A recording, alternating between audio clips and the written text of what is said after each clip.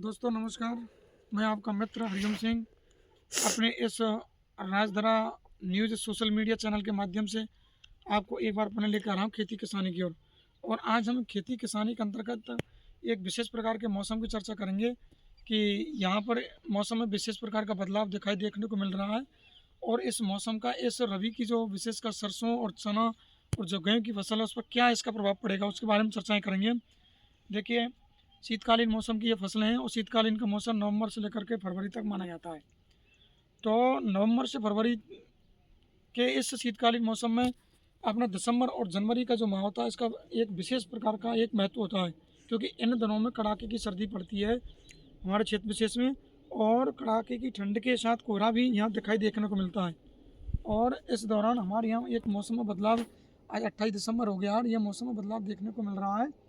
और इस मौसम में बदलाव के साथ साथ साथ यहाँ पर नन्ही नन्ही बूंदों के रूप में एक बारिश होने लगी है। और इस बारिश को किस नाम से जाना जाता है, इस शीतकालीन के समय जो बारिश होती है, चूँकि आज हम इस पर इसलिए चर्चा करेंगे क्योंकि ये एक राजस्थान सामान्य ज्ञान जो है राजस्थान जी के उससे जुड़ा हुआ एक महत्वपूर्ण टॉपिक है कि ये अमूमन तौर पर अधिकांशतः ये प्रतियोगी परीक्षा में आता रहता है कि मावट किसे कहते हैं, मावट कब होती है।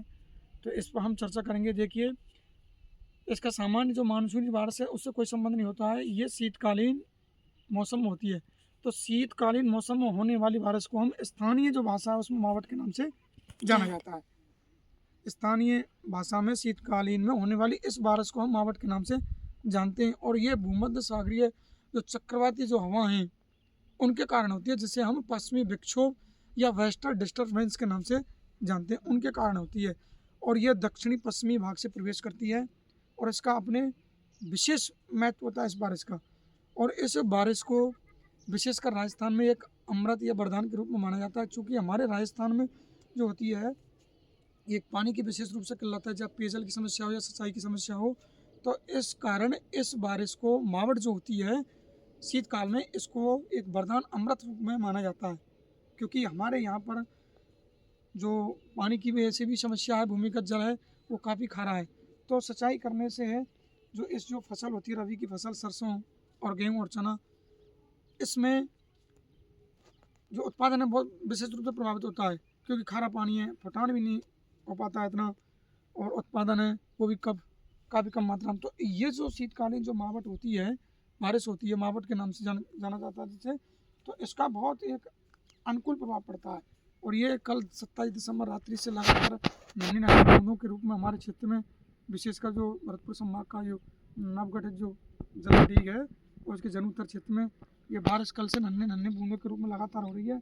और किस तरीके से ये लहलाने लगी है, तो निश्चित तौर पर एक वरदान अमृत के रूप में इस बारिश को माना जाएगा।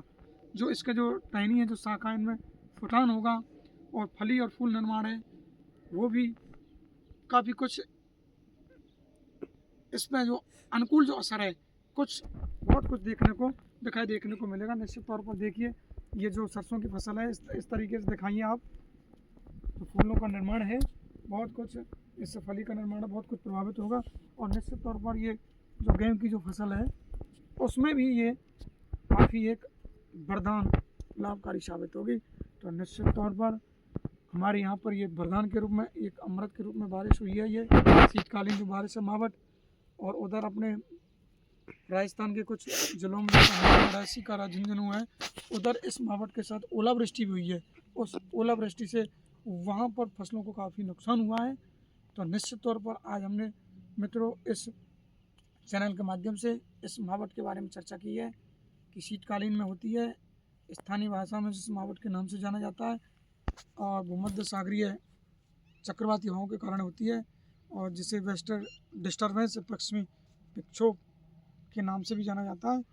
तो इस तरीके से ये बारिश हमारे लिए, इस किसानों के लिए बहुत कुछ एक वरदान, एक अमृत के रूप में किसानों के चेहरों खिल चुके हैं। निश्चित तौर पर उनके चेहरों पर खुशी छा चुकी है। तो इस तरीके से आज हमने इस मावट के बारे में आपसे चर्चा की। तो इसी तरीके से आप हमारे चैनल से लगातार बने रहें और हम आपको नई नई जानकारियाँ आपको मुहैया कराते रहेंगे। थैंक यू, नमस्कार, धन्यवाद, जय जवान जय किसान।